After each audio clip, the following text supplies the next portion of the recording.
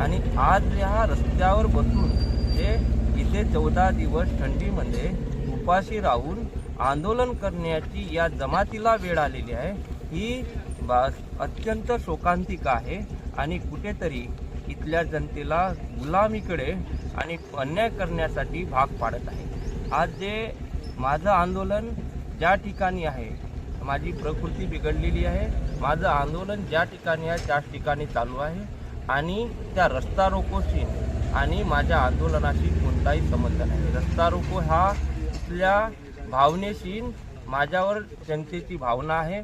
समाजाने, आदिवासी समाजाने गावगावात निर्णय घेऊन प्रत्येक गाव आपण बंद करायचं अशी त्यांची भूमिका आहे, माझी भूमिका नाही।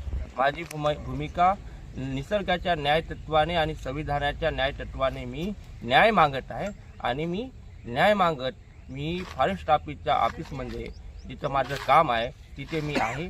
रस्ता रोको हे कोण करत आहे, कशासाठी करत आहे, त्या जनतेला प्रश्न विचारायला पाहिजे आणि जनता ही आपल्या न्याय हक्कासाठी रस्त्यावर बसलेली असेल। परंतु माझं आंदोलन ज्या ठिकाणी आहे त्याच ठिकाणी उपोषण चालू आहे।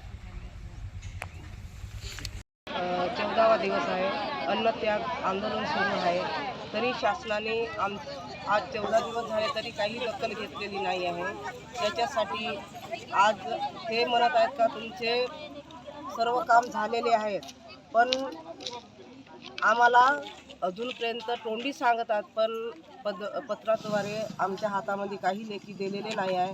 त्याच्यासाठी आम्ही हा ठाम निर्णय घेतलेले आहोत का रस्ता रोको आंदोलन करायचं आहे। जेव्हापर्यंत आमच्या हातामध्ये ते पत्र देणार नाही तेव्हापर्यंत आम्ही इथून उठणार नाही। ते जे वन हक्क दावा आहे, सामूहिक दावा आहे, जो आमचा पेशा संदर्भात आहे, जे आमचे 3 गावं बपर्जन नाही व्हावा अशी आमची मागणी आहे।